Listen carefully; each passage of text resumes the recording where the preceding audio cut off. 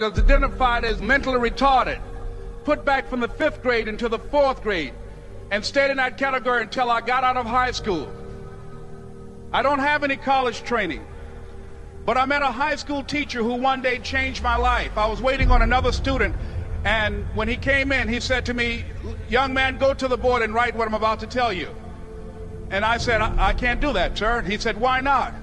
I said, "I'm not one of your students." He said, "It doesn't matter. Follow my directions now."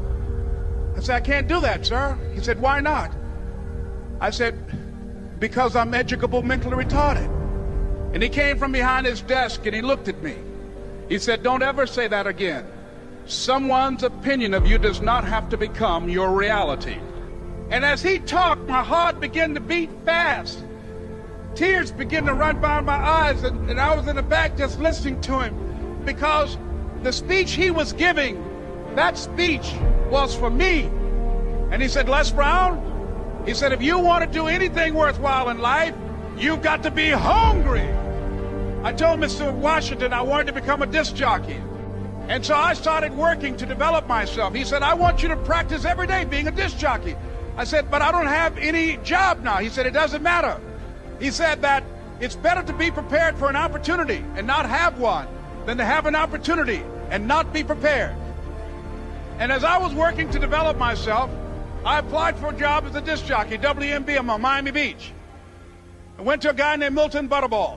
I said, "How you doing, Mr. Butterball? I'd like to get a job as a disc jockey." He looked at me, he said, "You have any broadcast background?" I said, "No, sir, I don't." "You have any journalism background?" I said, "No, sir, I don't." He said, "We don't have any jobs available." I said, "Yes, sir." I went back to Mr. Washington and I told him. He said, "Don't take it personally." He said, "Most people are so negative, they will have to say no 7 times before they say yes." He said, "Go back again." So I went back again. I said, "How you doing, Mr. Butterball? My name is Les Brown." He said, "I know what your name is. What do you want?" I said, "I'd like to know whether or not you have any jobs as a disc jockey, sir."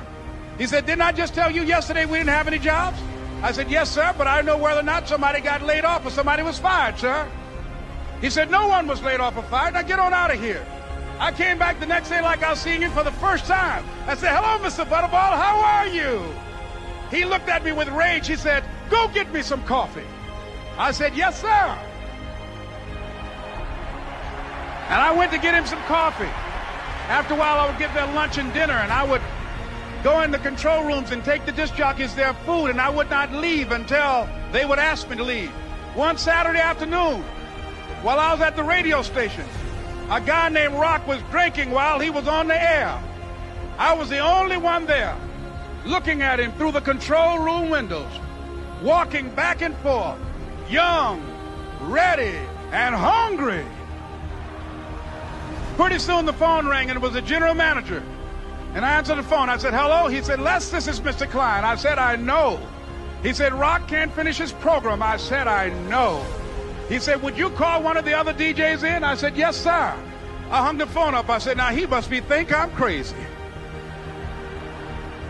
I called my mom and my girlfriend, Cassandra. I said, "Y'all turn up the radio and come out on the front porch. I'm about to come on the air."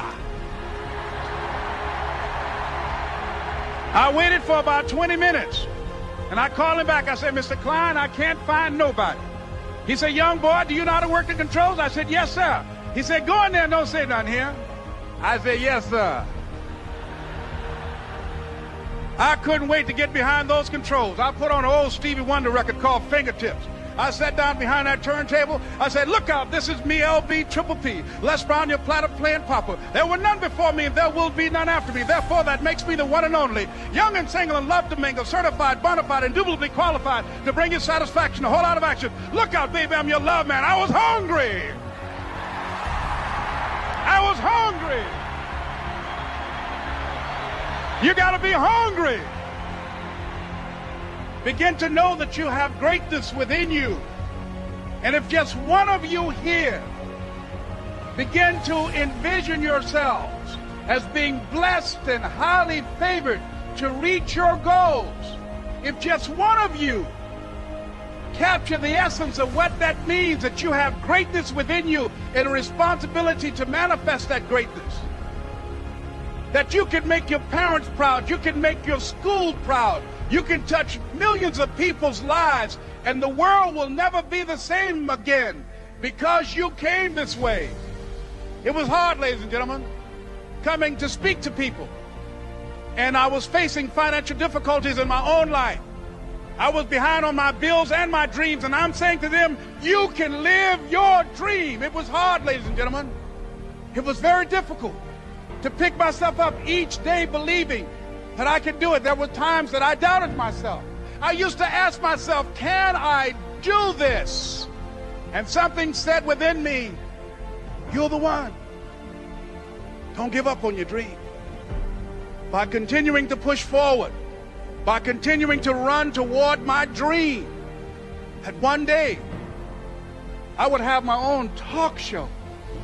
It's a long shot, ladies and gentlemen, from Liberty City, an abandoned building on a floor, never knowing my mother or father. It's a long shot. Being here with you today in this dome in Atlanta, it's a long shot. No college training, labeled educable, mentally retarded, but I kept running toward my dream. Don't stop. Don't stop running